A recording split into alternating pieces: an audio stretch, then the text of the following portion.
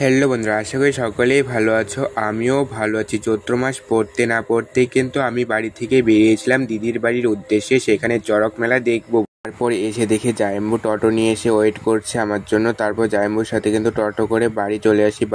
তারপর বাড়ি পৌঁছানোর পরেই কিন্তু মাসি বলে আমাদের পাড়াতে এক বাড়িতে চড়ক পূজার আয়োজন করেছে, সেখানে চলো যাই, আমরা সবাই যাব। তারপর কিন্তু আমি এক কথাতেই রাজি হয়ে যাই। রাজি হওয়ার পরে এসে দেখি এখানে অনেকেই আমার চেনা লোক ছিল।